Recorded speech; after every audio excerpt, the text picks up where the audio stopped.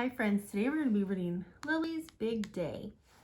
We've already read a couple stories about Lily and we're going to continue today. In this story, we're going to be finding out about a little bit more about Lily. And she's having a couple problems in our story. So I want you to listen while I read so that you can find out what her problems are and how they got solved.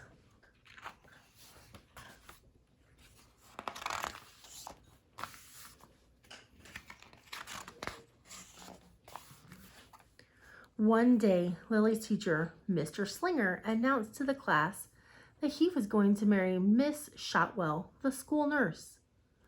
Lily's heart leaped. She had always wanted to be a flower girl.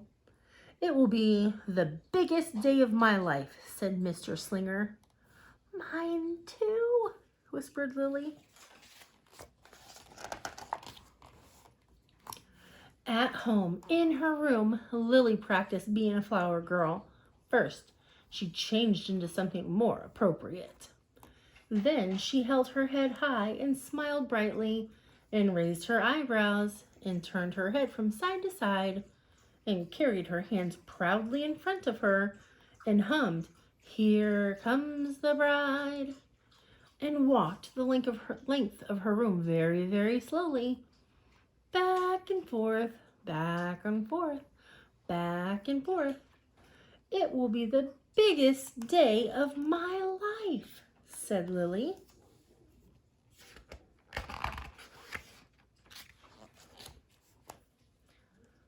"Who are you pretending to be tonight?"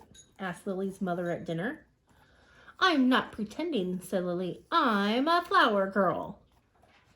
"Who's getting married?" asked her father. "Mr. Slinger," said Lily. "Really?" said her mother. "Really?" said her father. "Really," said Lily. "He's going to marry Miss Shotwell. He told us today, and I'm going to be the flower girl." "You are?" said her father. "Did Mr. Slinger ask you?" said her mother.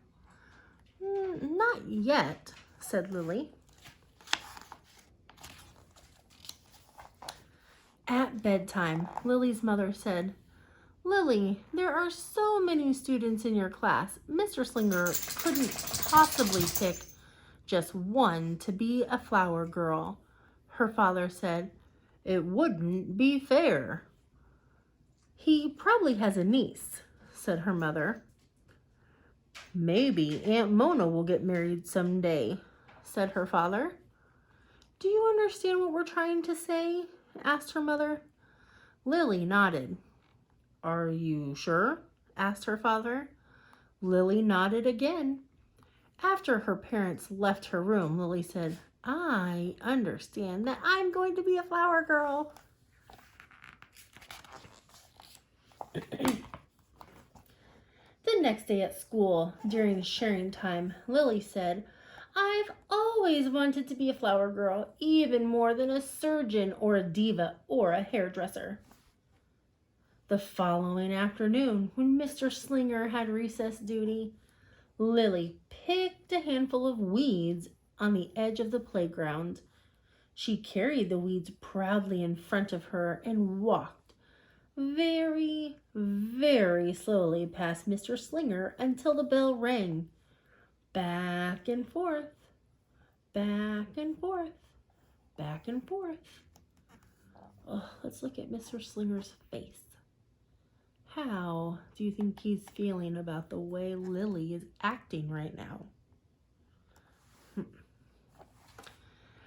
the morning after that, Lily went to the light bulb lab in the back of the classroom. She drew a self-portrait. "Me, Lily, the world's best and most famous, smart, beautiful, better than the bride, #1, flower girl. This is the best drawing I've ever done in my entire complete life." Mr. Slinger called Lily up to his desk during quiet reading time. "Lily," he said, I can tell that you want to be the flower girl, but unfortunately, my niece Ginger is going to be the flower girl at my wedding. Lily's heart sank. But, said Mr. Slinger, I also wanted you to know that everyone in the class will be invited to the wedding. We can all dance together at the reception. It'll be fun. Lily's stomach hurt. This seems really important to you, said Mr. Slinger. Lily's cheeks turned pink. Wonder why her face turned pink like that. You know, said Mr. Slinger, I was just thinking that you might like to be Ginger's assistant. You could stand with her and keep her company until she has to walk down the aisle. You could make sure her dress isn't crooked and that she holds her flowers properly. Lily considered this. You could remind her to walk slowly, said Mr. Slinger. Lily considered some more. You could wear a corsage, which is a flower you wear on your shirt, said Mr. Slinger. Oh, all right, said Lily, if you really need me so much.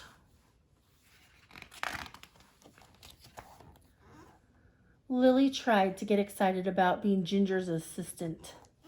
Weddings wouldn't even exist without flower girl assistants, she told her little brother, Julius. You are not listening. I have a special responsibility, she told her parents. She's adorable in small doses.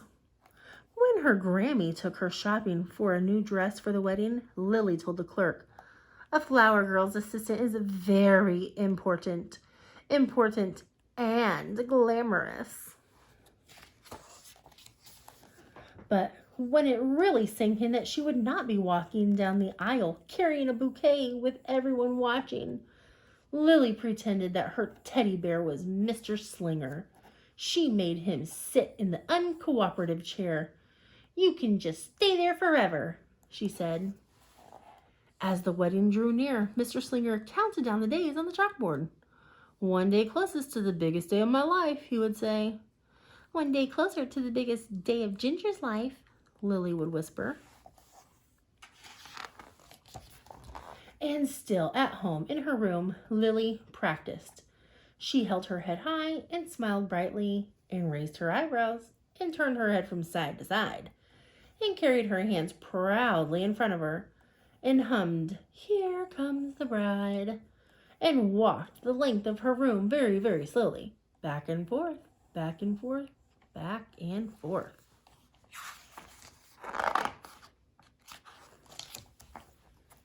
The day of the wedding finally arrived. Lily hoped and hoped that Ginger would have pink eye or a bad fever and not show up. But she was there, and she was all ready. Her dress was straight, and she held her flowers properly. This is my niece. Are you sure you want to do this? Said Lily. Yes, said Ginger. Are you sure you're sure? Yes. Are you really sure you're sure? Lily hoped and hoped that Ginger would change her mind, but she didn't. It was time for the ceremony to begin. The music swelled. Everyone stood. The moment came for Ginger to walk down the aisle. Ginger didn't move. Mr. Slinger motioned her forward. Go, said Lily. Ginger was frozen.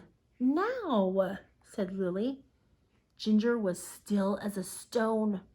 You can do it, said Lily. But Ginger couldn't. Everyone waited and waited and waited. No one knew what to do, except Lily. Oh, what do you think Lily's going to do, friends? Let's make a prediction. See if your prediction comes true. Lily scooped up Ginger and said, Here we go. Then Lily walked very, very slowly down the aisle. She held her head high. She smiled brightly and raised her eyebrows and turned her head from side to side. and carried Ginger proudly in front of her. When she reached Mr. Slinger, everyone clapped. "I knew this would be the biggest day of my life," said Lily. Lily was so excited she barely noticed the rest of the ceremony. Wonder why she was so excited. The reception was great fun. After the cake was served, Lily coached Ginger for the next time she would be Flower Girl. "I won't be with you at every wedding," said Lily. "I won't be able to save you every time." Keep watching, keep watching. Together, they walked back and forth, back and forth, back and forth, very, very slowly. Soon they were dancing. And soon after that, they were joined by Chester, Wilson, Victor, Julius, Mr. Slinger, Mrs. Shotwell, and many others. "It's interpretive dance," said Mr. Slinger. "We're doing the Flower Girl," said Lily. Lily's family stayed at the reception until Lily was perfectly exhausted. "But there's something I have to do before we go," said Lily. She needed to find Ginger one last time. Wonder what she'll say. And when she did, she said, "Ginger, when I get married, you can be my Flower Girl." The end. All right, friends, now you're going to go answer the question that's on our seesaw. And then when we come back together as a class, we're going to talk all about Lily and her big day.